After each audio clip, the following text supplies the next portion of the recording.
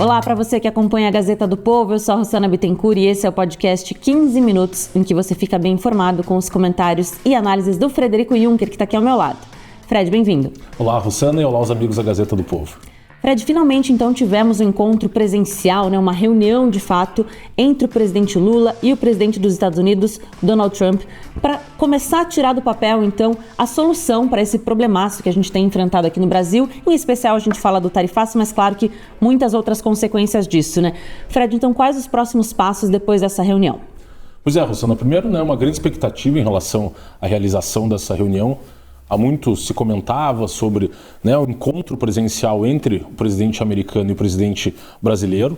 Eles acabaram por se reunir no encontro dos países do Sudeste Asiático, nesse grande encontro justamente realizado para tratar de questões comerciais e o presidente Lula se dirigindo a esse encontro e acabou se reunindo com o presidente Donald Trump, acompanhado também do ministro das Relações Exteriores, Mauro Vieira, do secretário executivo número 2 do Ministério da Indústria e Comércio, Márcio Elias, e também do assessor da Presidência da República, Aldo Faleiro. Do lado americano, além do presidente Donald Trump, estavam ali presentes o secretário de Estado Marco Rubio, o secretário de Tesouro Scott Bessent e o Jamieson Greer, que é o representante de comércio internacional do governo americano.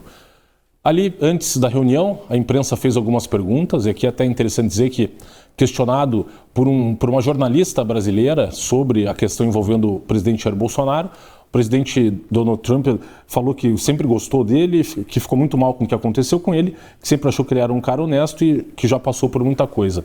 Depois, questionado pela mesma jornalista se faria parte da pauta a questão envolvendo o ex-presidente Jair Bolsonaro, ele disse que não era da conta da jornalista. Então, depois de mais algumas respostas a perguntas feitas pela imprensa, eles fizeram um encontro a portas fechadas, aproximadamente 45 minutos, em que, segundo os representantes do governo brasileiro, trataram de diversas questões, especialmente as questões comerciais, envolvendo eventual suspensão do tarifaço aplicado aos produtos brasileiros, tarifaço de 50%, e que o presidente Lula também teria feito menção à questão da aplicação de sanções contra autoridades públicas brasileiras. No caso, especialmente a sanção da Lei Magnitsky aplicada contra o ministro Alexandre de Moraes e sua esposa, também a sanção aplicada contra o ministro da Saúde, Alexandre Padilha, que também foi estendida aos familiares do ministro em relação à implementação do programa Mais Médicos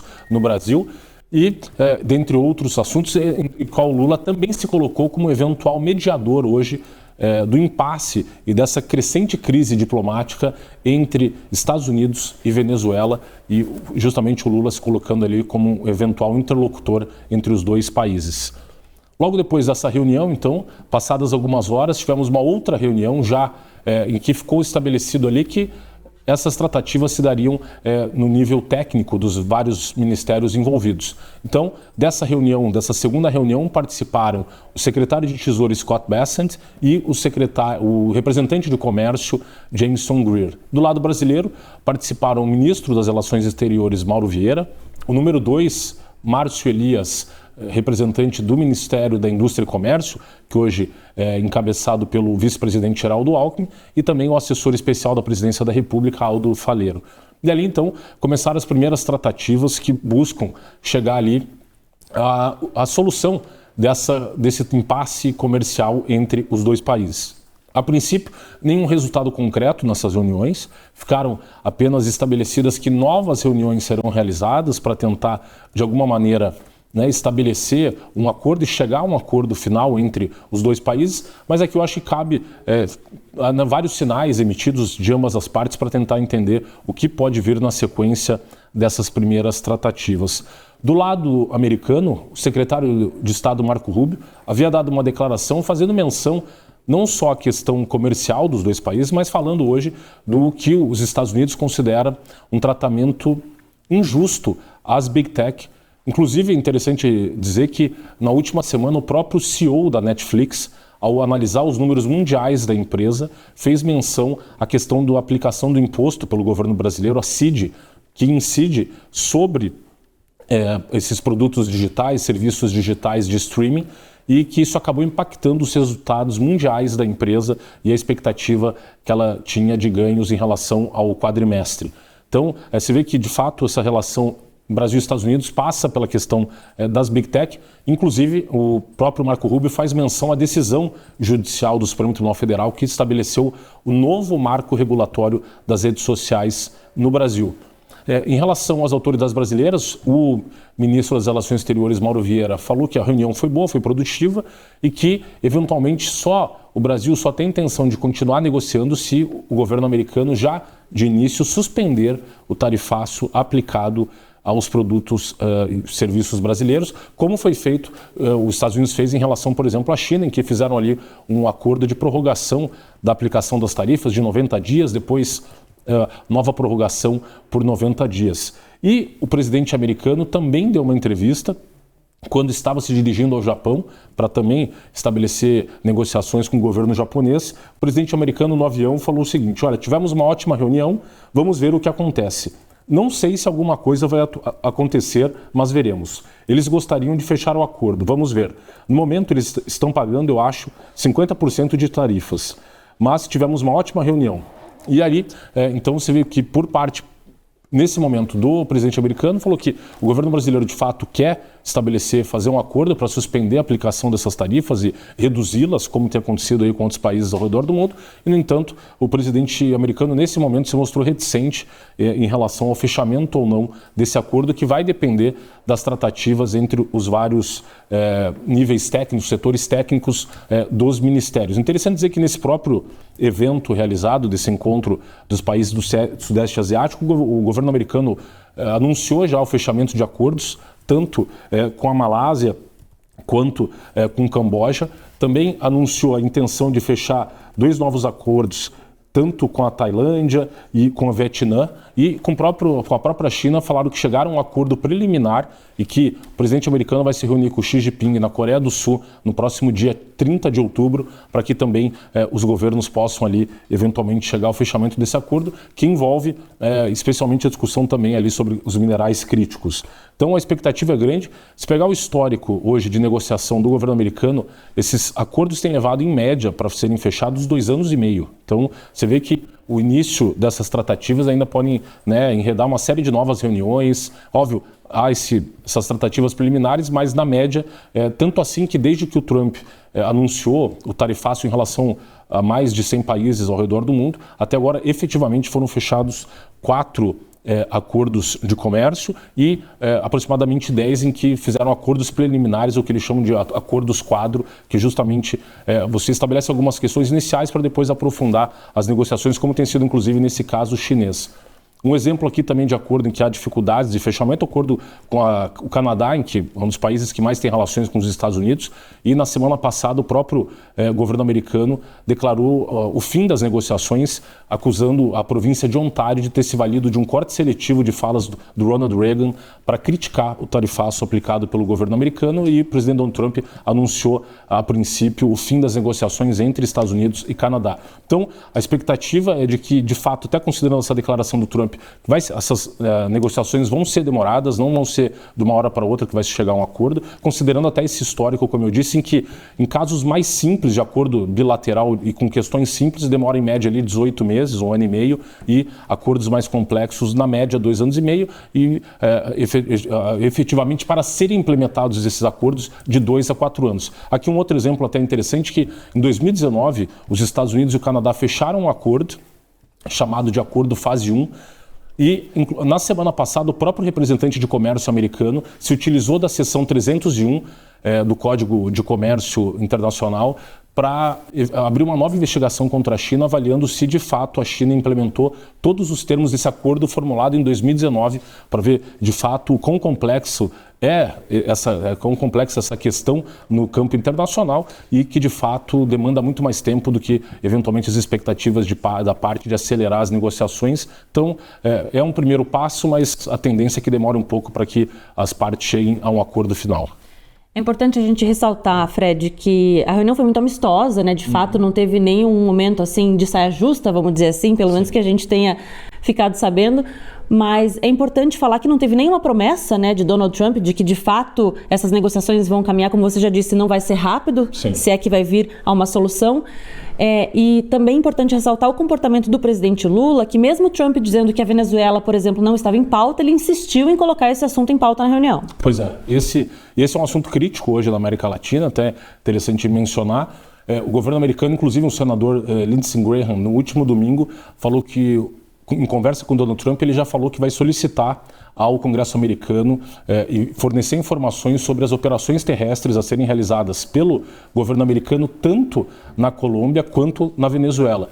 Nós, no último programa, analisamos, inclusive, a questão envolvendo o presidente colombiano Gustavo Petro. É interessante dizer que, na última sexta-feira, inclusive, o Gustavo Petro, o mais novo sancionado pelo governo americano, ele entrou naquela lista de indivíduos sancionados pelo OFAC, que é o Escritório de Controle de Ativos Financeiros, justamente o escritório ou um órgão dentro da Secretaria de Estado que sanciona indivíduos, e no caso, justamente pelo envolvimento dele com o narcotráfico. Ele acabou sendo sancionado, não só ele, mas também o seu filho, a sua esposa e o seu principal ministro. Então você vê de fato essa escalada e essa tensão entre os países e essa questão sensível hoje envolvendo a Venezuela, e que o governo brasileiro, você vê que tem uma preocupação com essa questão, e o Lula se oferecendo para ser o mediador. Em relação a essa relação Estados Unidos e Venezuela, já havia um mediador entre os dois países, foi o Catar. Houve 2 tentativas dos governos chegarem num acordo, tanto em abril desse ano quanto em setembro. Essas tentativas foram infrutíferas, tanto assim que o governo americano encerrou suas relações, qualquer tipo de tratativas com o governo venezuelano, e tem aumentado a escala, né, de iniciativas militares contra o governo venezuelano. Então, em relação a esse aspecto Venezuela, acho que até a tentativa do Lula de trazer isso à pauta não é muito frutífero, considerando justamente que o governo americano já rechaçou qualquer tipo de tratativa com o governo venezuelano, conforme eu disse que teve essas tratativas como intermediário o governo do Catar. Então, me parece que nesse momento, até se o Brasil tem a intenção de fato de chegar a um acordo o mais célere possível, o ideal é que deixe esse assunto de lado.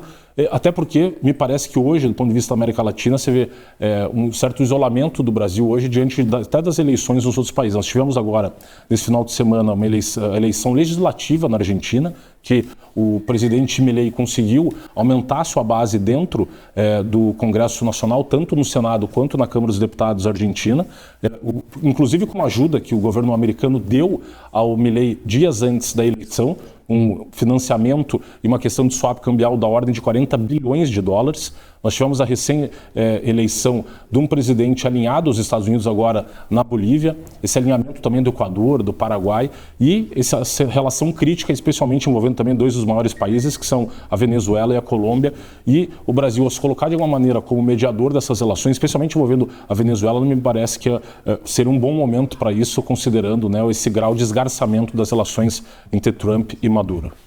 Bom, a gente espera, claro, né, que tenha uma solução, que não seja breve, mas que venha uma solução e que não aconteça como aconteceu no Canadá, né? Sim, que no caso do Canadá, realmente você vê, o Trump viu como uma provocação ali da província de Ontário, essa utilização do vídeo envolvendo Ronald Reagan, e acabou chegando a um impasse. Já do outro lado, você vê a questão da China. É interessante até dizer que essa questão dos minerais críticos, a China falou que estabeleceu um modelo de controle de exportações das terras raras. O governo americano ameaçou com a aplicação de um tarifaço de mais 100% sobre os produtos chineses, e o representante de comercial chinês acabou recuando. Eles recuaram nessa questão, pelo menos por um ano. Eles se comprometeram a suspender esse eventual controle pelo prazo de um ano, para que esses países conversem, e a expectativa agora em relação a essa próxima reunião realizada entre Xi Jinping e Trump no dia 30 de outubro na Coreia do Sul. Tá aí, então, análise assim você só acompanha na Gazeta do Povo. O episódio de hoje fica por aqui. A gente espera vocês na próxima edição. Tchau!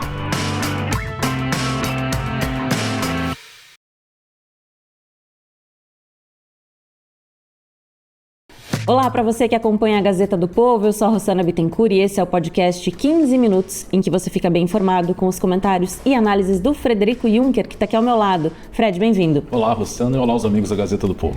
Fred, já comentamos aqui no 15 Minutos sobre possíveis recursos que os condenados do Núcleo 1 da suposta trama golpista, né, podiam interpor, enfim, no STF, e já temos data, inclusive agora, para o julgamento do recurso do ex-presidente Jair Bolsonaro.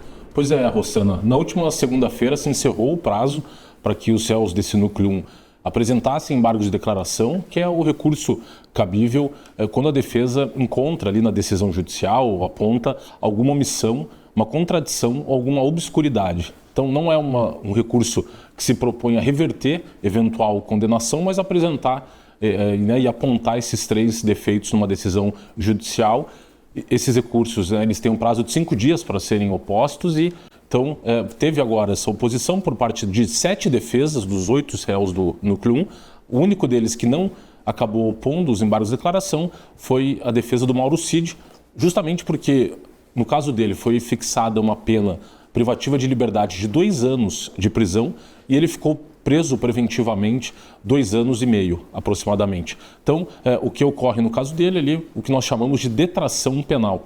Quando você cumprindo uma pena privativa ou preventiva que extrapola, inclusive, a pena definitiva fixada contra o réu, acaba havendo ali uma compensação de penas e se considera que ele já cumpriu integralmente a pena que foi contra ele fixada. Então, em virtude disso, a defesa dele acabou optando por não apresentar o recurso de embargo de declaração. Já os demais 7 réus, incluindo o ex-presidente Jair Bolsonaro, o Walter Braga Neto, o general Augusto Heleno e os demais réus da suposta trama golpista, acabaram por opor os embargos de declaração. Agora, esse recurso está pautado para ser julgado pela primeira turma do Supremo Tribunal Federal. O ministro Flávio Dino confirmou que o recurso será julgado pelo plenário virtual, ou seja, não haverá ali a sessão física com a presença dos ministros, mas abre-se um prazo então de 7 dias, a partir do dia 7 de novembro até o dia 14 de novembro, para que os ministros componentes da primeira turma apresentem os seus votos pelo acolhimento ou não dos embargos de declaração e eventual reforma da sentença em relação àquelas contradições, omissões ou obscuridades que as várias defesas apontaram na decisão do voto condenatório do ministro Alexandre Moraes, que foi ali acompanhado tanto pelo Flávio Dino quanto pelo Cristiano Zanin e pela ministra Carmen Lúcia, e o voto divergente do ministro Luiz Fux. Inclusive, grande parte desses recursos de embargos se utilizaram para fundamentar ali as suas alegações no voto divergente do ministro Luiz Fux. O próprio advogado do ex-presidente Jair Bolsonaro, Paulo Cunha Bueno, fez uma publicação dizendo basicamente que há pouco formalizamos o protocolo de embargos de declaração ao Acórdão da Ação Penal 2668, onde houve a insólita condenação do presidente Bolsonaro por crimes contra o Estado Democrático de Direito. Chama a atenção a defesa que, a despeito das 1.991 páginas, boa parte da fundamentação do ministro relator foi claramente esquiva diante de argumentos fundamentais e, bem por isso, de difícil superação a partir de uma perspectiva estritamente jurídica. Dou como exemplo a total ausência de provas ou elementos que minimamente conectassem o presidente Bolsonaro à farândula do 8 de janeiro ou ao famigerado plano Punhal Verde e Amarelo. Se de um lado a defesa argumentou a exaustão com ausência de provas quanto a estes fatos, o ministro relator simplesmente não as indicou, fundamentando a lamentável condenação só e somente a partir de conclusões oriundas de presunções. O acórdão não apreciou ainda pontos cruciais da defesa e de difícil argumentação em contrário, provavelmente daí a razão da omissão, como a alegação da incidência do Instituto da chamada desistência voluntária, tese jurídica lançada de forma subsidiária àquela que argumentou não ter havido qualquer ato de execução dos crimes imputados, e que, não podendo ser razoavelmente superada, foi simplesmente ignorada. Aguardamos, a despeito do pessimismo que medra desde o início dessa quimera jurídica, que sejam esclarecidas as nítidas omissões e contrariedades do acórdão, revisitando-se uma decisão que, se mantida, receberá da história em curto prazo a nota da iniquidade. Então, havendo o julgamento desses embargos de declaração pelo Supremo Tribunal Federal, abre-se então um novo prazo para eventual interposição ali do recurso de embargos infringentes, que tem ali quem tem a competência de julgar os embargos infringentes são justamente o plenário do Supremo Tribunal Federal. E em relação a esse recurso especificamente, há uma discussão na jurisprudência do Supremo Tribunal Federal, porque o regimento interno do Supremo que prevê esse recurso, ele diz basicamente o seguinte: no artigo 333, cabem embargos infringentes a decisão não unânime do plenário ou da turma que julgar procedente a ação penal. Parágrafo único. O cabimento dos embargos em decisão do plenário depende da existência, no mínimo, de 4 votos divergentes, salvo nos casos de julgamento criminal em sessão secreta. E aqui é a discussão hoje na jurisprudência do Supremo, porque a previsão expressa do regimento interno faz menção apenas a julgamentos ocorridos no plenário do Supremo e não nas turmas. Então, essa discussão jurisprudencial hoje, tudo bem, no caso de julgamento pelo plenário, são necessários 4 votos pela absolvição do réu.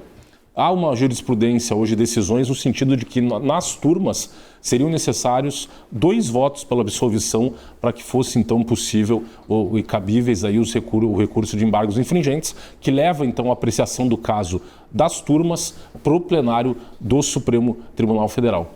No caso de as defesas, elas têm 15 dias para apresentar esse recurso, aí a acusação mais 15 dias para apresentar suas contrarrazões, o recurso vai para o relator e, na hipótese dele julgar esses recursos não cabíveis, considerando essa questão dos 2 votos pela absolvição, cabe ainda um agravo em 5 dias, que será então apreciado pelo plenário nos termos ali do parágrafo 2º do artigo 334. Da decisão que não admitir os embargos, caberá agravo em 5 dias para o órgão competente para o julgamento do recurso. Então, basicamente, temos esse julgamento agora dos embargos de declaração entre os dias 7 e 14 de novembro, no plenário virtual. Aí, a abertura de novo prazo de 15 dias para que as defesas eventualmente apresentem o recurso de embargos infringentes, e com mais 15 dias para que a acusação apresente suas contrarrazões, então, eventual análise desse recurso pelo plenário do Supremo Tribunal Federal e, na hipótese do relator julgar não cabíveis esse recurso, aí seria o caso de um agravo em 5 dias ainda ao plenário do Supremo Tribunal Federal. Em relação também aos outros núcleos da suposta trama golpista, nós tivemos na última semana o julgamento do núcleo 4, ou o núcleo da desinformação. Teremos ainda o núcleo 3, cujo julgamento já está agendado para os dias 11, 12, 18 e 19 de novembro. E o núcleo 2, que é o núcleo chamado jurídico ou operacional, que envolve inclusive o ex-assessor do ex-presidente Jair Bolsonaro, Felipe Martins, já agendado também para o mês de dezembro, os dias 9, 10, 16 e 17 de dezembro. Em relação até ao caso Felipe Martins, a gente teve uma novidade nesse caso. Na semana passada, nós inclusive analisamos aqui no 15 Minutos que, basicamente, a Polícia Federal, com base num documento do órgão de proteção de fronteiras americano, que apontou uma fraude na inserção do registro de entrada do Felipe Martins nos Estados Unidos em dezembro de 2022, a Polícia Federal, respondendo a um pedido do ministro Alexandre de Moraes, em ofício, pediu que fosse instaurada uma investigação contra o Felipe Martins para apurar se, de alguma forma, ele estaria envolvido nessa inserção dos dados falsos no sistema migratório americano, no sentido de induzir, eventualmente, a Polícia Federal e a Procuradoria-Geral da República em erro. Neste caso, o crime imputado ao Felipe Martins é o crime de embaraço de investigação envolvendo organização criminosa, um crime que está previsto no artigo 2º na Lei das Organizações Criminosas, e essa investigação que havia sido solicitada pela Polícia Federal, acabou tendo aí esse pedido acatado pela Procuradoria-Geral da República. Então, Felipe Martins agora será investigado em relação a esse crime previsto no artigo 2º ali da Lei de Organizações Criminosas e, inclusive, esse pedido do delegado da Polícia Federal, Fábio Schor, que é o braço direito hoje do ministro Alexandre de Moraes dentro da Polícia Federal, foi muito criticado, considerando, inclusive, não só a investigação do próprio Felipe Martins, mas ele também solicita a investigação de profissionais de imprensa e de veículos em geral que estejam divulgando essas informações envolvendo, inclusive, uma suspeita de que, eventualmente, agentes estatais brasileiros estejam envolvidos na inserção desses dados falsos no sistema migratório americano, até porque hoje o próprio FBI instaurou também uma investigação para apurar se essa inserção do dado falso foi fruto de um erro de um funcionário do CBP, que é esse órgão americano de proteção de fronteiras, ou se, de fato, houve ali uma intenção, e um dolo por trás dessa inserção de dados falsos. Além disso, também uma novidade em relação ao próprio caso do ex-assessor do ministro Alexandre de Moraes, no caso Eduardo Talhaferro, em que o ministro designou também a mesma data de julgamento dos embargos de declaração do ex-presidente Jair Bolsonaro, também Eduardo Talhaferro terá ali julgado entre 7 e 14 de novembro, pelo plenário virtual da primeira turma do Supremo Tribunal Federal, o recebimento ou não da denúncia que foi apresentada contra ele pela Procuradoria-Geral da República, envolvendo, no caso ali, a suposta violação de sigilo funcional. Eduardo Talhaferro, que foi o chefe da assessoria especial de enfrentamento à desinformação do TSE, ele atuou como também um dos principais assessores do ministro Alexandre de Moraes entre agosto de 2022 e maio de 2023. Informações envolvendo as atividades tanto dele, Talhaferro, quanto de membros do gabinete do ministro Alexandre de Moraes no TSE e no STF vieram a público com a chamada série de reportagens denominada Vaza Toga, a primeira delas publicada em agosto de 2024 pelo jornalista Fábio Serapião e Glenn Greenwald, e depois houve ali desdobramentos em relação a essa Vaza Toga, que inclusive levaram a uma acusação e informações trazidas a público pelo Eduardo Talhaferro de que o ministro Alexandre de Moraes teria fraudado um documento relativo àquelas medidas de busca e apreensão decretadas contra empresários em agosto de 2022.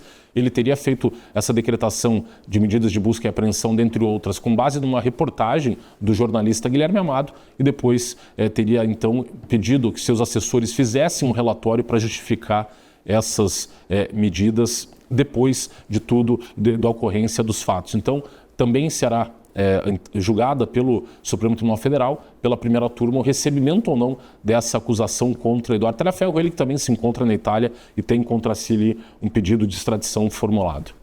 Bom, a gente está vendo então que a segunda semana de novembro vai ser agitada no Supremo Tribunal Federal. Com certeza. E até, Rosana, queria só conectar um assunto que a gente tratou aqui na semana passada, que era a questão da decisão monocrática, né, e a votação que teve no projeto de lei para limitar essas decisões monocráticas pelo o Supremo Tribunal Federal. O Congresso Nacional votou, a Câmara dos Deputados, agora esse projeto se encontra no Senado. É interessante dizer que teve uma reação por parte do Supremo Tribunal Federal, tanto do ministro Dias Toffoli quanto do ministro Flávio Dino. O ministro Dias Toffoli, participando de uma audiência pública no Supremo, disse que, olha, é uma mentira deslavada, uma lenda urbana que o Supremo seria uma corte monocrática, que a maior parte das decisões do tribunal seriam colegiadas. Então, eu só queria aqui trazer, inclusive, uma prestação de contas do ministro Luiz Roberto Barroso, que saiu da presidência do Supremo. No final de 2024, ele fez um apanhado de todas as decisões do Supremo no decorrer do ano de 2024. Ele diz aqui: no encerramento do ano judiciário 2024, o ministro Luiz Roberto Barroso anunciou uma redução de 15% no acervo de processos do tribunal em relação a 2023. Nesta última sessão do ano, o ministro apresentou prestação de contas com os dados estatísticos e as atividades desenvolvidas em 2024. Conforme divulgou, o STF produziu mais de 114 mil decisões, sendo 92.805 monocráticas e 21.436 colegiadas. Então, basicamente, você vê que o próprio informe do Supremo Tribunal Federal desmentindo o ministro Dias Toffoli, que diz que o Supremo não é uma corte monocrática, e você vê ali quase 4 vezes mais decisões proferidas monocraticamente do que por meio dos colegiados do Supremo Tribunal Federal, seja o plenário ou a primeira e a segunda turma. Uma das vantagens, né, da gente estar em 2025 é que dá para checar esse tipo de informação com facilidade. Fazendo a checagem do ministro Dias Toffoli. Bom, é isso. Então, análises assim você só acompanha aqui na Gazeta do Povo. Se você está só ouvindo a gente, você também pode assistir pelo nosso canal no YouTube. Acessa lá, se inscreve no canal da Gazeta do Povo, curte nossos vídeos no 15 minutos, porque isso ajuda muito. Fred, obrigada pela parceria mais uma vez aqui. Obrigado, eu te agradeço. A gente espera vocês, então, na próxima edição do 15 Minutos. Tchau!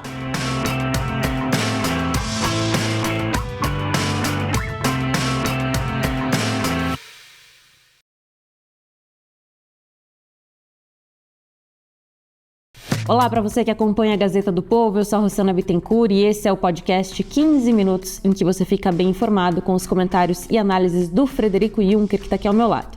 Fred, bem-vindo. Olá, Rossana, e olá aos amigos da Gazeta do Povo. Fred, Rio de Janeiro é o assunto do momento no país, não tem como a gente fugir disso também.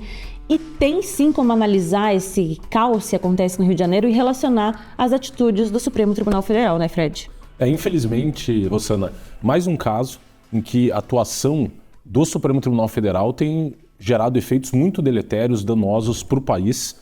E essa operação realizada pelo governador, pelo governo do Rio de Janeiro, nos complexos do Alemão e da Penha, que redundou aí em mais de 100 mortes, aproximadamente 132 mortes confirmadas, 81 presos, mais de 200 quilos de drogas encontrados, mais de 100 fuzis também apreendidos pela polícia do Rio de Janeiro. Uma operação que contou com mobilização de 2.500 homens da Polícia Civil, Polícia Militar e equipes do Ministério Público do Estado do Rio de Janeiro. E por que o Supremo Tribunal Federal está envolvido e causou, de fato, esses danos à segurança pública no Brasil?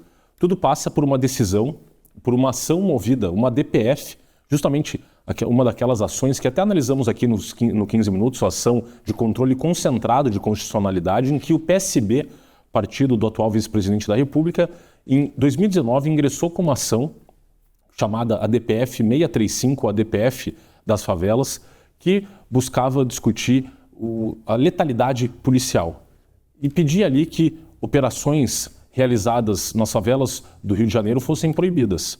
E o ministro Luiz Edson Fachin acabou por dar e conceder a liminar a esse pedido formulado no bojo dessa ação e tendo ali como justificativa a epidemia do Covid-19. Então, o ministro Luiz Edson Fachin proibiu que a polícia do Rio de Janeiro realizasse operações nas favelas do Rio de Janeiro enquanto perdurasse a pandemia do Covid-19. E o que causou essa ADPF 635, conforme reconhecido por autoridades públicas da área de segurança pública do país todo? Que o Rio de Janeiro acabou por se tornar um reduto de criminosos do país inteiro. Ao proibir que a polícia ingressasse nessas favelas, os criminosos ligados ao Comando Vermelho, mas também a outras organizações criminosas, como o PCC, acabaram por, fugindo da polícia dos demais estados do país, se refugiando nas favelas do Rio de Janeiro. Tanto assim que nessa operação realizada pelo governo do Rio de Janeiro, você teve ali mais de 30 criminosos do estado do Pará que estavam se escondendo nas favelas do Rio de Janeiro. Então, é um cenário em que você teve um aumento e explosão da criminalidade, o crescimento do Comando Vermelho dominando mais áreas da cidade do Rio de Janeiro. Inclusive, essa operação específica foi motivada por uma preocupação das polícias do Rio de que o Comando Vermelho fosse dominar toda a zona oeste da cidade do Rio de Janeiro e por isso eles acabaram por fazer uma operação para prender as principais lideranças do Comando Vermelho, que tem o seu centro nervoso justamente nos complexos da Penha e do Alemão. Dentre os bandidos criminosos que buscavam ali cumprir um mandado de prisão, estava o Doca, que é considerado hoje o número 1 do Comando Vermelho, um homem que é responsável pela execução de mais de 100 pessoas, incluindo crianças, e tem mais de 320 investigações hoje tramitando que tem esse senhor como objeto de investigações, ele que é o número 1 do Comando Vermelho. Então, você vê o narcotráfico se alastrando no país e muito por essa DPF 635, que acabou por estabelecer ali um reduto de criminosos no Brasil, justamente nessas favelas do Rio de Janeiro. Essa DPF foi extremamente criticada por autoridades de segurança pública do país todo. O próprio governador do estado do Rio de Janeiro, Cláudio Castro, em vários momentos atribuiu o crescimento da criminalidade do Rio a a DPF. E também, para além disso, nós temos hoje uma polêmica envolvendo o governo do Rio de Janeiro e o governo federal. Por quê? Porque o governo do Rio de Janeiro havia pedido assistência do governo federal para se utilizar de veículos blindados da Marinha. Ele pediu por 3 vezes, o governador do Rio, auxílio do governo federal, direcionado ao ministro da Defesa, José Múcio, e segundo informações apuradas pela jornalista Malu Gaspar, esse pedido foi negado.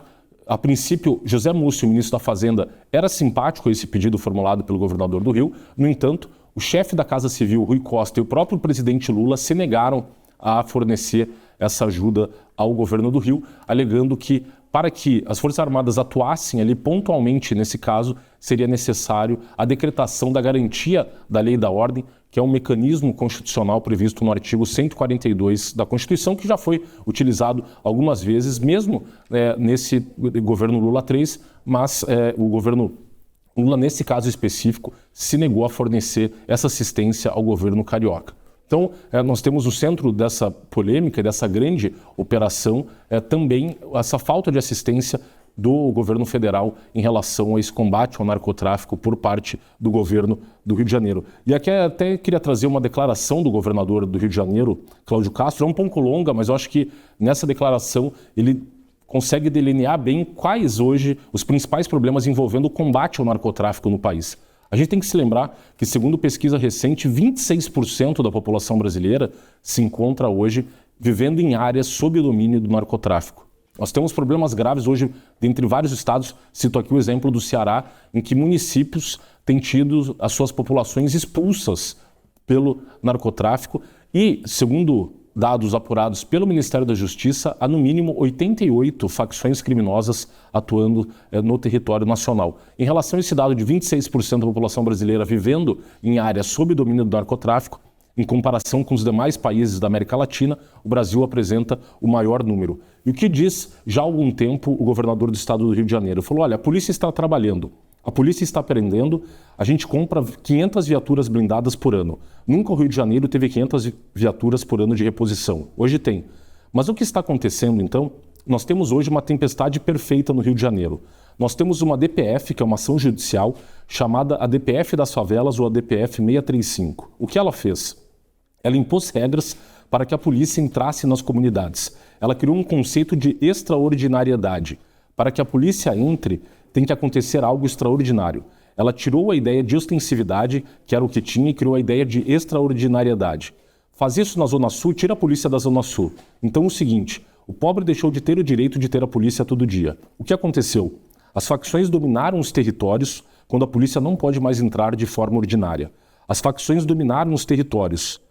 A nova pergunta agora é a seguinte, me pergunta, governador, a operação vazou? Claro que vazou, eu tenho que avisar 10 órgãos. Como é que não vai vazar? Secretaria Municipal de Saúde, Secretaria Estadual de Saúde, Secretaria Municipal de Educação, Secretaria Estadual de Educação, Ministério Público Estadual, Ministério Público Federal, como é que não vai vazar? Governador, vazou, sabe se tem indícios? Não tem indícios não, vazou. Tenho certeza hoje em dia. Toda operação vaza, não tem mais como ter segredo. A DPF fez no popular o mato crescer. Como você não apara o mato todo dia, ele cresce. Essas facções passaram a ter o domínio territorial. E aí vem o segundo vetor. Criou-se a audiência de custódia. Antigamente, o cidadão era preso e ele ficava lá na cadeia até ter a primeira audiência. Agora não. A audiência tem que ser em 24 horas. Em 24 horas a pessoa sabe se ela continua presa ou não.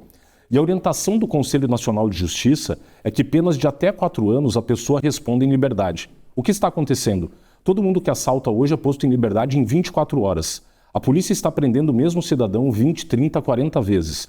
Cidadão que furta ou rouba o celular está indo para casa no dia seguinte. E é o famoso prende e solta. Hoje, quando o meu policial prende o criminoso, sobretudo nas áreas turísticas, ele fala, pô tio, me liberta aí, amanhã eu estou aqui de volta. E aí vem o terceiro fator. Você tem a lei de armas e a lei de drogas. Quando o traficante é preso com um fuzil na mão, o que deveria acontecer? Deveria responder pelo porte do fuzil, pena de 16 a 24 anos, mais associação ao tráfico, pena de 3 a 10 anos. A 6ª turma do STJ tomou uma decisão vinculante que agora você tem que desqualificar o crime de arma para o crime de droga com agravante de posse de arma. Na prática, em vez de ele responder 16 mais 3, 19, 10 mais 24, 34, ele respondia de 19 a 34 anos de cadeia. Agora ele responde de 4 a 12. Como ele sai com 1/6 da pena, em 8 meses ele está em casa. Um criminoso com fuzil passou a estar de volta na rua em 8 meses.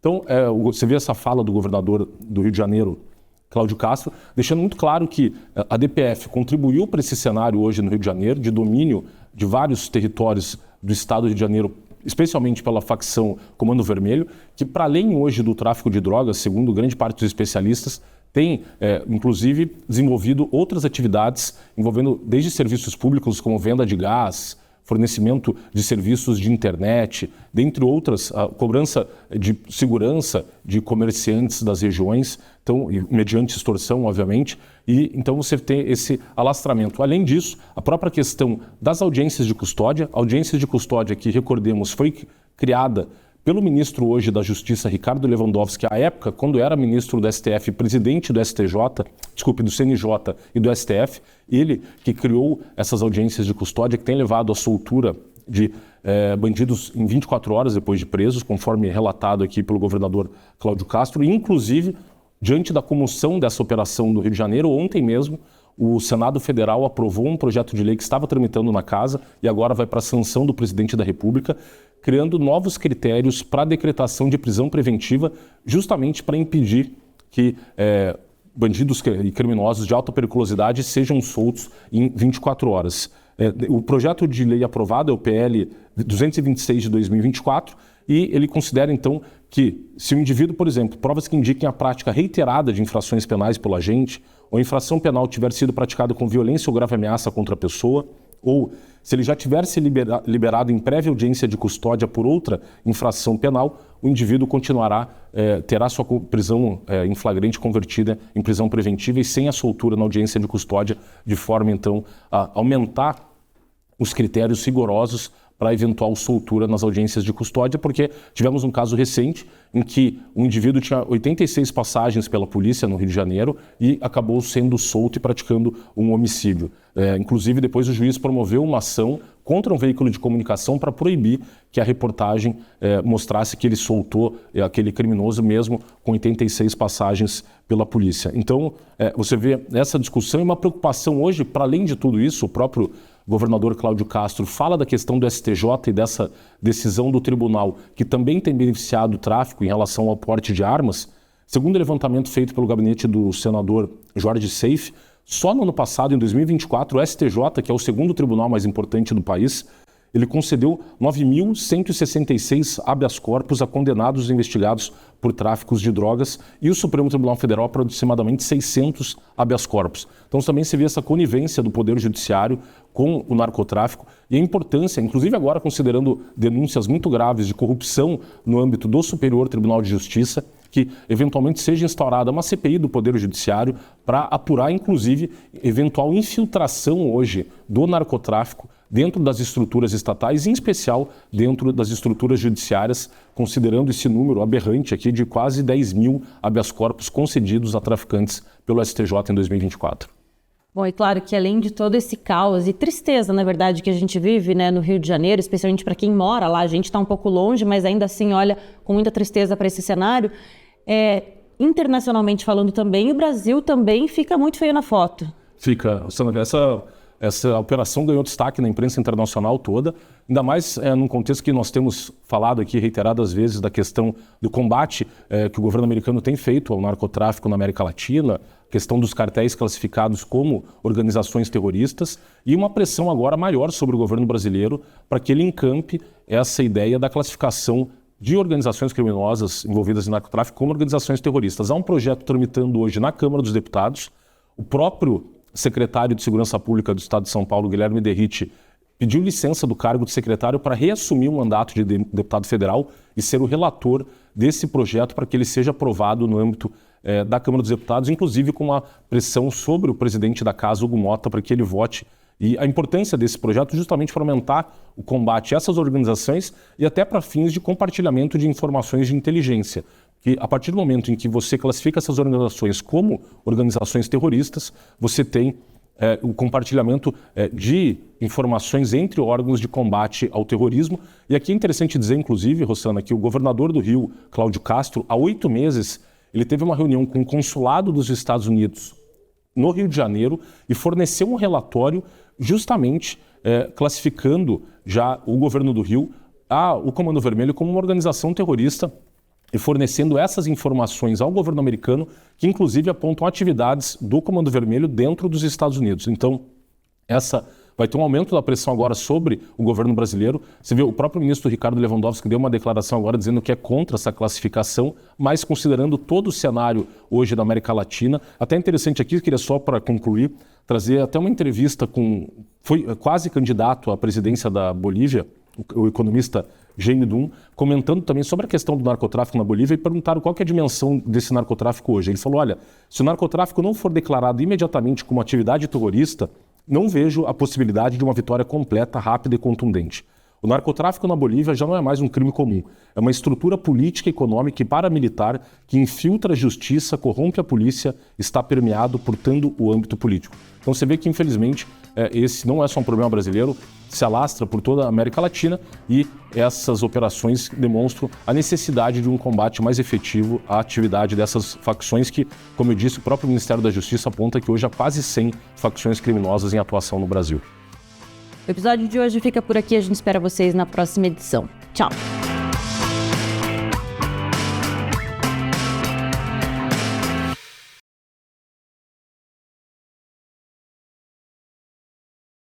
Olá para você que acompanha a Gazeta do Povo, eu sou a Rossana Bittencourt e esse é o podcast 15 Minutos, em que você fica bem informado com os comentários e análises do Frederico Juncker, que está aqui ao meu lado. Fred, bem-vindo. Olá, Rossana, e olá os amigos da Gazeta do Povo. No episódio de hoje, Fred, a gente continua falando sobre o caos no Rio de Janeiro e essa crise na segurança pública e a gente espera que o governo federal tenha uma ação mais efetiva, Fred, para ajudar os moradores do Rio de Janeiro.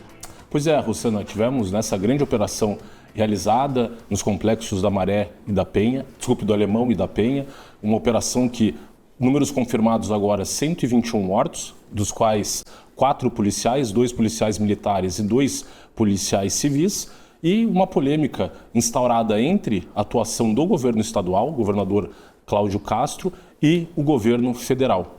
Quando, logo do início da operação, Cláudio Castro foi questionado se o governo federal, de alguma maneira, auxiliou as polícias do estado do Rio de Janeiro nessa operação, e ele falou que não, que sabia que o governo Lula era contra a eventual decretação da GLO, decretação da garantia da lei e da ordem, e que havia solicitado veículos blindados para ajudarem especialmente na destruição das barricadas. Aqui é um ponto importante até de destacar, que hoje grande parte dessas favelas no Rio de Janeiro tem ali barricadas que visam não só impedir a entrada da polícia nessas localidades, mas também funcionam como uma espécie de delimitação do território onde ali há o império da lei do narcotráfico, dos narcos terroristas. Então, é uma questão sensível e para as polícias ingressarem nessas áreas, primeiro elas têm que destruir essas barricadas para permitir que os veículos ingressem.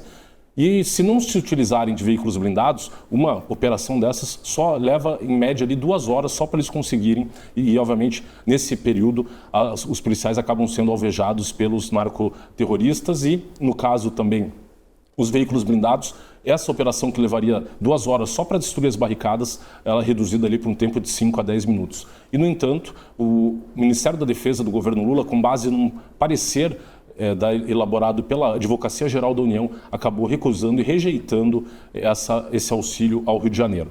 Para além disso, o ministro Ricardo Lewandowski da Justiça deu uma entrevista dizendo que nada havia sido solicitado ao Ministério da Justiça. No entanto, ontem ele foi desmentido pelo delegado-geral da Polícia Federal, Andrei Rodrigues, numa entrevista, numa coletiva de imprensa, em que, questionado se eles sabiam dessa operação, o delegado-geral acabou respondendo que sim, que o setor operacional da Polícia Federal no estado do Rio de Janeiro havia sido, sim, informado e que optou por não participar da operação. O próprio ministro Ricardo Lewandowski é meio que surpreendido ali pela resposta do delegado-geral e interrompe a resposta para contornar ali essa admissão de que o governo federal, inclusive, tinha conhecimento de que essa operação seria realizada.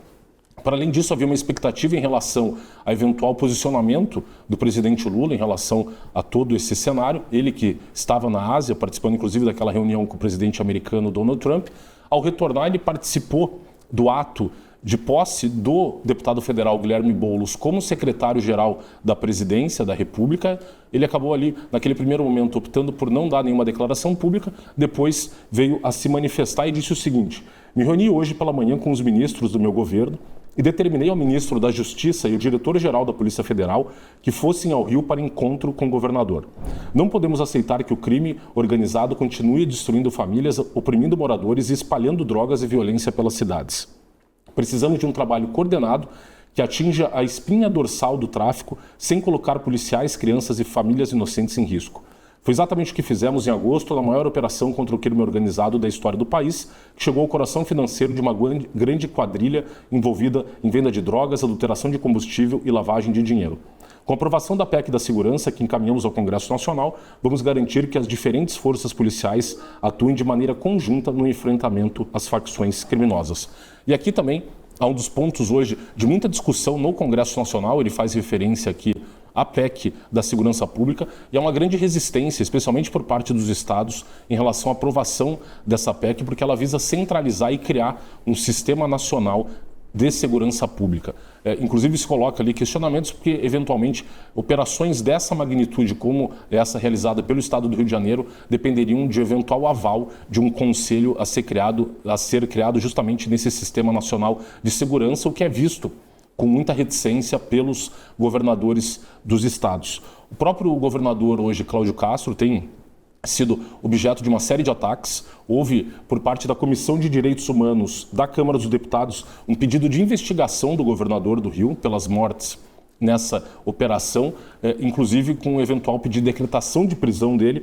E quem assinou esse pedido foi um deputado federal do PT do Rio de Janeiro, que também foi acompanhado pelo deputado do PSOL, Talíria Petroni, pastor Henrique Vieira, do PSOL do Rio, Érica Cocai, do PT do Distrito Federal, Tadeu Venere, do PT do Paraná, Luiz Couto, do PT da Paraíba, Glauber Braga, do PSOL do Rio de Janeiro, enfermeira Rejane, do PCdoB do Rio de Janeiro, e Jandira Fegali, do PCdoB do Rio de Janeiro.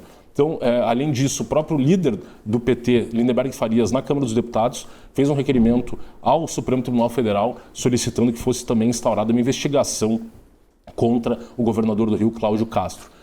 Do outro lado, você vê uma série de governadores de estado que se reuniram e irão ao Rio de Janeiro para prestar solidariedade ao governador Cláudio Castro, dentre eles Ronaldo Caiado, Romeu Zema, Ratinho Júnior, Jorginho Melo, dentre outros estados, justamente no sentido de garantir que os estados mantenham a autonomia, que até porque, do ponto de vista do direito constitucional, a divisão de atribuições entre os entes federados, União, estados, membros e municípios, e a principal atribuição dos Estados-membros é justamente a competência relativa à segurança pública e ao combate ao crime por meio das polícias civis e das polícias militares. E a crítica desses governadores à própria PEC da Segurança vai justamente nisso, numa eventual alteração dessa autonomia dos estados para fazer essa frente, esse combate à criminalidade. Então, você vê esses governadores de vários estados do Brasil indo ao Rio de Janeiro agora para se reunir com o governador Cláudio Castro e fazer esse gesto de apoio político a ele, que tem sido, como eu disse, objeto de uma série de críticas, especialmente dos partidos PT, PSOL, alinhados à atual gestão do governo federal. Não só isso, o próprio TSE, tão logo realizada essa operação, agendou para próximo dia 3 uma sessão do TSE para julgar uma ação em que o governador do Rio era acusado de abuso de poder político e abuso de poder econômico pela suposta contratação de funcionários do governo como cabos eleitorais nas últimas eleições ao governo do estado, que ele foi reeleito no primeiro turno. Ele foi absolvido, inocentado pelo TRE do Rio de Janeiro. O Ministério Público entrou com um recurso e agora então foi pautado, logo na sequência dessa operação, esse recurso para ser julgado pelo TSE. Além disso, tivemos a própria manifestação de ministros do Supremo, ministro Gilmar Mendes e Flávio Dino, que lamentaram a operação e as mortes causadas em decorrência ali da resistência dos criminosos ao cumprimento desses mandados de prisão e de busca e apreensão. E ali, inclusive, o próprio advogado-presidente Donald Trump, que tem acompanhado toda essa questão na América Latina, fez menção a isso, dizendo o seguinte: olha, 2 ministros do Supremo Tribunal Federal, Gilmar Mendes e Flávio Dino, criticaram publicamente a grande operação do Rio contra o Comando Vermelho, um dos sindicatos criminosos mais violentos da América Latina, apenas um dia após ela ocorrer. A preocupação deles não foi com os civis presos por gangues usando drones, granadas e fuzis. Tampouco pareceram preocupados com o fato de os criminosos estarem em posse de fuzis de longo alcance do exército venezuelano. A indignação deles foi com os possíveis excessos da polícia. Quando os juízes se preocupam ou fingem se preocupar mais com as autoridades e a polícia do que com os criminosos, algo fundamental se rompe. A crítica desses ministros a uma operação policial estadual altera o cálculo de risco operacional para aqueles que estão na linha de frente. Isso significa menos incursões, respostas mais lentas e fortalecimento das organizações criminosas. A polícia e o poder executivo são responsáveis pela aplicação da lei, enquanto o papel do judiciário é de revisão, não de orquestração. Ao se posicionarem instantaneamente como principais opositores da operação, esses ministros continuam agindo como formuladores de políticas públicas e autoridades eleitas. No mesmo sentido, o próprio ministro Alexandre de Moraes, que se tornou agora o relator da DPF 635, que inclusive comentamos aqui no 15 Minutos, é a DPF que, no auge da pandemia de Covid-19, limitou a operação das polícias do Rio nas favelas, proibindo essas operações como regra, e só extraordinariamente podendo ser realizadas essas operações. Ele, ao se tornar relator dessa DPF, após essa operação no Rio, ele deu uma ordem para que o governador do Rio preste contas e informações sobre a operação, estabelecendo uma série de programas, planos e cronogramas que devem ser apresentados, além de marcar uma audiência a ser realizada no próximo dia 3 de novembro, em que deverão comparecer tanto o governador do estado, o chefe do Ministério Público, os chefes das polícias e a Defensoria Pública para, eventualmente, prestar informações sobre essas operações. O próprio comentarista André Marcília, comentarista aqui da Gazeta do Povo, fez uma análise muito interessante dessa decisão do ministro Alexandre de Moraes, porque também representa uma interferência indevida do Supremo na política de segurança pública do Estado do Rio. Diz aqui o Marcília, uma análise que eu achei bem interessante e queria compartilhar aqui com os nossos ouvintes. Moraes acaba de mandar Castro explicar a operação no Rio de Janeiro. A decisão é abusiva e inconstitucional. A DPF das favelas não deveria estar sob a relatoria de Moraes. A redistribuição direta ao ministro fere o princípio do juiz natural, que impede a escolha arbitrária do julgador e assegura a imparcialidade do processo. A determinação de Moraes para a elaboração de relatórios, cronogramas, planos de ação e demais ordens que implicam gastos públicos, como o uso de câmeras corporais, tudo isso não é função jurisdicional, mas escolha política. Moraes age como governador e também como instância revisora do governo do Rio de Janeiro, o que é inconstitucional por ferir a autonomia do executivo e a separação dos poderes. Não há hierarquia entre o STF e o governo estadual e a gestão da segurança pública é prerrogativa do executivo estadual. A DPF, como ação constitucional, julga teses abstratas, portanto, a determinação de audiência presencial obrigatória com autoridades políticas, como fez Moraes, é abusiva. O ministro poderia requisitar informações às autoridades responsáveis, jamais interrogá-las. Há ainda ordens materialmente impossíveis de cumprir, como a preservação dos locais de operação, que obviamente não estão sob controle do Estado, mas para a realização de perícias. A exigência de cumprimento integral dessas ordens revela desconhecimento da realidade operacional e fere o princípio da razoabilidade.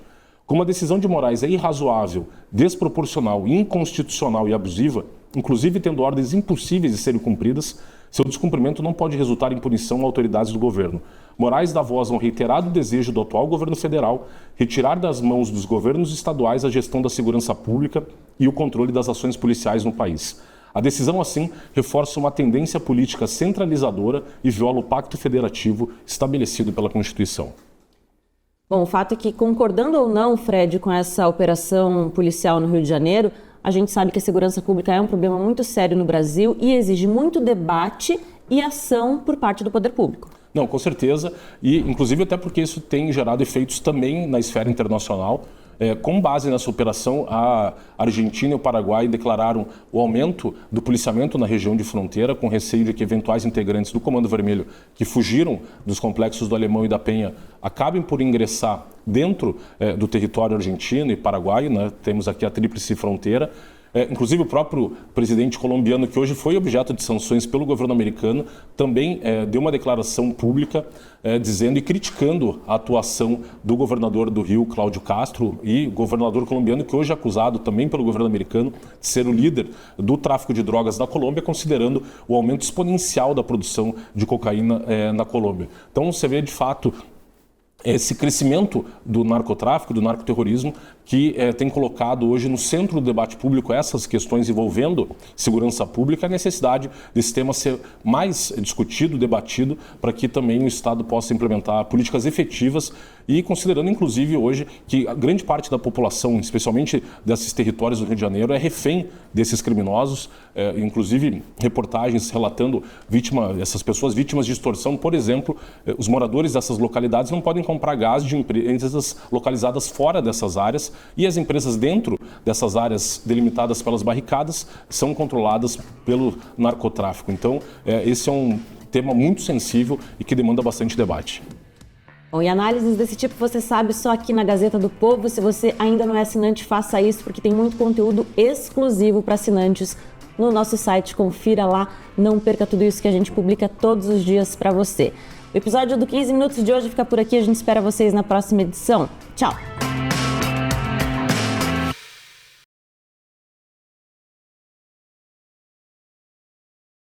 Olá para você que acompanha a Gazeta do Povo, eu sou a Rossana Bittencourt e esse é o podcast 15 Minutos, em que você fica bem informado com os comentários e análises do Frederico Juncker, que está aqui ao meu lado. Fred, bem-vindo. Olá, Rossana, e olá aos amigos da Gazeta do Povo.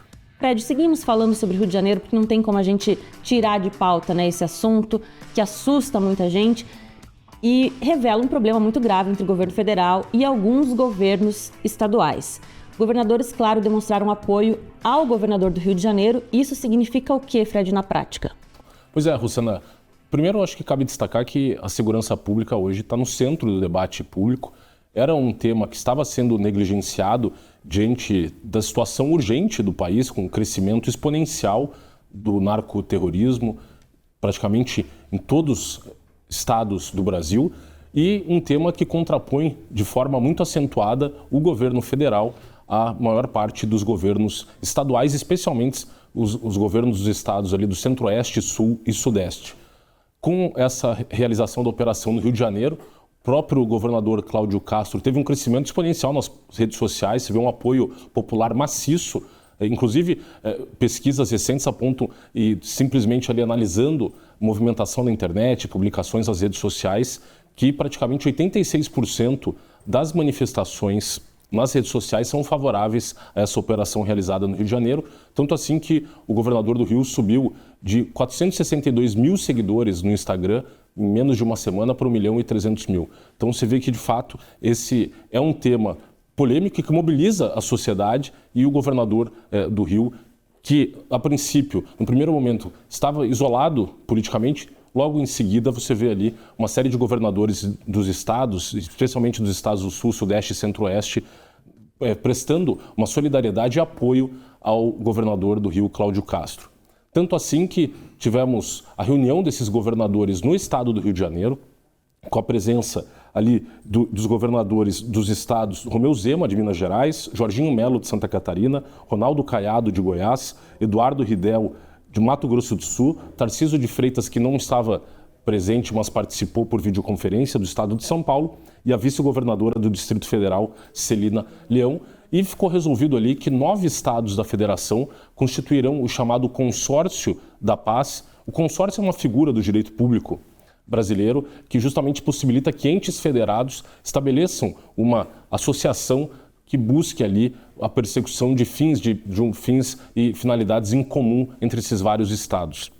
E nesse caso específico, esse consórcio será celebrado entre esses 9 estados da federação, justamente vislumbrando ali a adoção de políticas comuns na área de segurança pública e o compartilhamento de informações, experiências, ações e informações para que haja, de fato, ali uma política comum entre esses estados, considerando, inclusive, que a maior parte hoje das organizações criminosas brasileiras de narcotráfico atuam em mais de um estado da federação. É o caso, por exemplo, do Comando Vermelho, que atua em 25 estados hoje do Brasil, mais o Distrito Federal. E os estados que farão parte desse consórcio da paz são Santa Catarina, Minas Gerais, Paraná, Rio Grande do Sul, Goiás, Mato Grosso do Sul, Distrito Federal e o Rio de Janeiro. E a sede desse consórcio será justamente no estado do Rio de Janeiro, que é hoje o estado que tem a pior situação envolvendo a questão da segurança pública e considerando especialmente o domínio territorial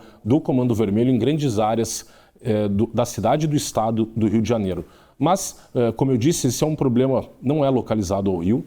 Nós temos hoje um problema crescente, especialmente nos estados do Nordeste, e em especial Ceará e Bahia. Notícias ali, no caso do Ceará, as 7 facções criminosas atuando e disputando o território no Ceará. Tanto assim, é o estado que teve o maior crescimento proporcional no seu índice de homicídios. E o índice de homicídios é justamente o critério utilizado para fins de aferição da eficiência da política de segurança pública. Então, você teve ali hoje mais de 3 mil mortes por ano no estado do Ceará, homicídios, e justamente dessas mortes, 90% causadas por facções criminosas. Tanto assim que tivemos um caso recente que chocou o estado do Ceará, de um vendedor de churrasco que era obrigado a pagar uma taxa para a exploração do seu comércio ao narcotráfico, uma taxa de R$400. Subitamente, o Comando Vermelho aumentou essa taxa de R$400 para R$1.000. Esse vendedor de churrasco não conseguiu pagar essa taxa e acabou sendo executado pelo Comando Vermelho. E o que se discute muito hoje no Ceará, inclusive, é a questão de provedores de serviço de internet. Nós já tratamos, inclusive, desse tema aqui no 15 Minutos. Nós temos um problema hoje de o Comando Vermelho e outras facções criminosas ameaçando empresários nesses serviços de provedor de internet, e eles acabam transferindo, então, mediante extorsão e ameaças, a titularidade dessas empresas para serem exploradas pelo narcotráfico. Tanto assim que o próprio capitão Rodrigo Pimentel, um dos maiores especialistas em segurança pública do Brasil hoje, ele apresentou um estudo dizendo que, basicamente, 15% hoje das receitas dessas organizações criminosas vem do comércio de drogas, porque, especialmente nesses territórios dominados, essas organizações criminosas passaram a explorar outros tipos de serviço, como a questão de fornecimento de gás, provimento de serviços de internet, extorsão para exploração de atividades comerciais, dentre outras questões. E em relação especificamente até ao estado do Ceará, tivemos uma operação nesta semana que redundou também na morte de 7 criminosos ligados ao Comando Vermelho, e você vê essa disputa territorial no estado. E aqui também até uma declaração do próprio Ciro Gomes, que muito provavelmente será candidato ao governo do Ceará nas próximas eleições em 2026, colocando uma questão e um questionamento relativo hoje ao braço de sustentação política dessas organizações criminosas. Nós tivemos essa operação recente Carbono Oculto, que apontou que o narcotráfico hoje chegou já e se infiltrou no sistema financeiro, especialmente ali envolvendo fundos de investimento da Faria Lima, mas há também uma preocupação crescente com o crescimento desse narcotráfico também na esfera política, tanto assim que o próprio deputado federal hoje pelo estado de São Paulo, Kim Kataguiri, apresentou um projeto de lei que busca tornar inelegível candidatos que tenham ligação comprovada com organizações narcoterroristas. E aqui quero trazer uma fala do Ciro Gomes, que, como eu disse, muito provavelmente será candidato ao governo do Ceará no ano que vem, e justamente porque apontando e fazendo uma crítica à atual gestão do governador Eumano de Freitas relativamente a esse combate a essas organizações. Ele diz o seguinte aqui: é justo que o brasileiro reclame que o Lula está no 5º mandato, Lula e o PT estão no 5º mandato e não fizeram nada em matéria de inovação institucional que fosse minimamente veloz para acompanhar a complexidade em que as organizações criminosas, as facções, se assenhorearam do território brasileiro. Segundo, o que eu faria? O primeiro enfrentamento é por inteligência policial, por tecnologia. Você quebrar a cabeça, em vez de ficar matando bagrinho embaixo, você tem que ir em cima, rastrear o caminho do dinheiro, o caminho da conexão política. Por exemplo, no Ceará, um dia, se eu for candidato novamente, que eu não pretendo ser, mas eu gostaria de ser secretário de segurança do Roberto Cláudio, acabar com as conexões políticas flagrantes que hoje há. Vou te dizer os nomes. Bebeto, prefeito cassado de Choró, ligado ao PCC, prisão preventiva decretada há quase um ano, e o governador e o ministro da Educação, Camilo, não acham essa pessoa. Coincidência? Esse cara é do PSB. E o PSB de Choró, mesmo depois de ele foragido, nunca expulsou, nunca fez uma censura e pertence ao cunhado dele. Sabe quem é o presidente do PSB no Ceará? Eudoro Santana, pai do Camilo Santana, atual ministro da Educação do Lula. Viu o nome, viu o endereço? Vou dizer outro. Braguinha. Prefeito cassado de Santa Quitéria por conexão com o Comando Vermelho. Preso. Está em prisão domiciliar, cassado, perdeu o mandato porque a justiça entendeu que ele estava ligado ao Comando Vermelho. Qual o partido dele? PSB. Partido presidido no Ceará pelo senhor Eudoro Santana, pai do Camilo Santana, atual ministro da Educação do Lula. Sabe quem o PSB elegeu lá agora? Elegeu o filho do Braguinha, que foi cassado por ligação com o Comando Vermelho. Você está...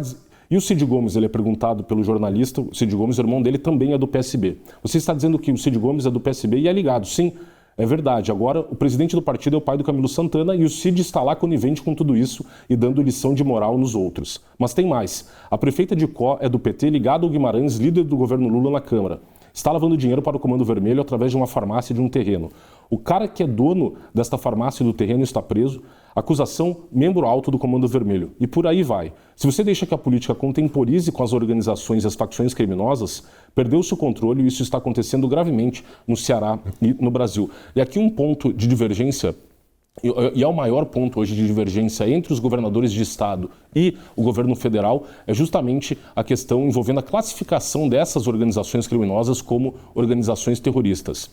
E aqui eu acho que cabe esclarecer qual que é o conceito hoje, o conceito, né, da lei de terrorismo, que é a Lei 13.260 de 2016. Interessante dizer que essa lei foi aprovada no Brasil justamente quando a realização dos Jogos Olímpicos houve uma pressão do Comitê Olímpico Internacional para que o Brasil aprovasse uma lei antiterrorismo, considerando inclusive episódios que ocorreram historicamente, como na Olimpíada de Munique, em que a delegação israelense acabou sendo vítima de atentados terroristas na década de 70. Então o Brasil aprovou essa lei em 2016, mas a lei brasileira atual, ela classifica o ato de terrorismo como um ato motivado política ou ideologicamente. E o que se defende, especialmente os governadores dos estados, que se contrapõem ao governo federal nesta questão da segurança pública, é que os atos sejam considerados terroristas independente da motivação. Porque, na base, o que é esse ato de terrorismo? Você tem esse atentado terrorista como atentado à existência da própria ordem política. E aí a gente tem que voltar para a etimologia do termo política, que vem do grego polis, cidade, administração da vida da cidade.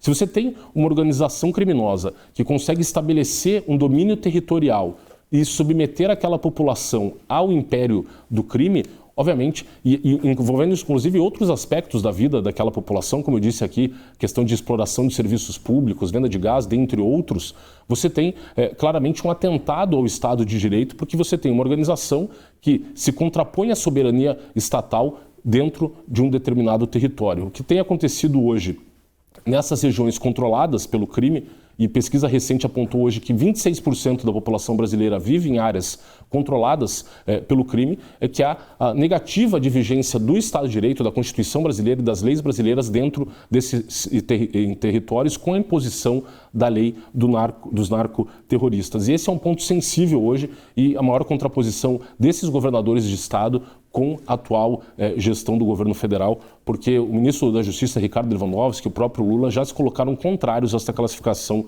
dessas organizações criminosas como organizações terroristas. E, para além disso, uma questão que já tratamos aqui, envolvendo a atuação do Poder Judiciário. Há uma série de medidas que foram tomadas pelo Poder Judiciário ao longo do tempo que demonstram uma leniência com o combate ao crime organizado, especialmente ao narcotráfico.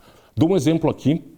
A questão da lei dos crimes hediondos, quando ela é aprovada, houve ali um artigo que dispunha que era proibida a progressão de regime envolvendo crimes hediondos. E o tráfico de drogas é um deles. E o Supremo Tribunal Federal, em 2006, derrubou essa proibição de progressão de regime e possibilitou, então, que narcotraficantes pudessem progredir de regime e voltar às ruas em pouco tempo. Tanto assim que em setembro desse ano, inclusive, o Supremo Tribunal Federal aprovou a súmula vinculante 63, que considera que o tráfico privilegiado, que é o tráfico de drogas de menor valor, ele não pode ser considerado crime hediondo. Então você vê essa leniência do Poder Judiciário com o combate também ao narcotráfico. Tivemos o caso recente do própria concessão de um habeas corpus pelo ministro Marco Aurélio, já aposentado, ao número 2 do PCC, André do Rep, um caso que ficou famoso.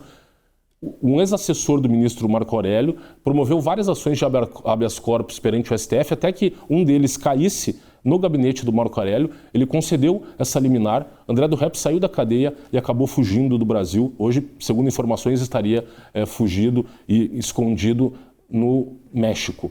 Então, você vê esse questionamento, inclusive, em relação ao Poder Judiciário e essa questão que o Ciro Gomes trouxe, de uma infiltração do narcotráfico dentro das classes políticas, especialmente cargos legislativos e executivos. Há uma preocupação muito grande também de uma eventual infiltração do narcotráfico dentro das estruturas judiciárias, considerando, inclusive, também aquela pesquisa recente que apontou que só em 2024 o STJ concedeu 9.166 habeas corpus para soltar narcotraficantes. Rossana. Bom, e já que você está falando da atuação do Poder Judiciário, a gente tem que lembrar também da decisão do STF, Fred, que proibiu as operações, né, durante a pandemia. E assinante da Gazeta do Povo pode ler no nosso site, gazetadopovo.com.br, a reportagem que fala sobre isso, que as lideranças do Comando Vermelho de outros estados se abrigaram no Rio após essas decisões do STF. Pois é, desses mais de 100 presos pela polícia carioca, 33 eram egressos, especialmente do estado do Pará, onde o Comando Vermelho tem uma forte atuação, e a partir da DPF 635, a famosa ADPF das favelas, o Rio de Janeiro acabou por se tornar ali o refúgio de criminosos do Brasil inteiro, dado que a decisão do ministro Luiz Edson Fachin, confirmada pelo plenário do Supremo Tribunal Federal, proibiu operações policiais nas favelas do Rio sob a justificativa ali de uma eventual transmissão do Covid, especialmente no período ali da pandemia. É isso então, análises desse tipo você já sabe só aqui na Gazeta do Povo. O episódio de hoje fica por aqui, a gente espera vocês na próxima edição. Tchau!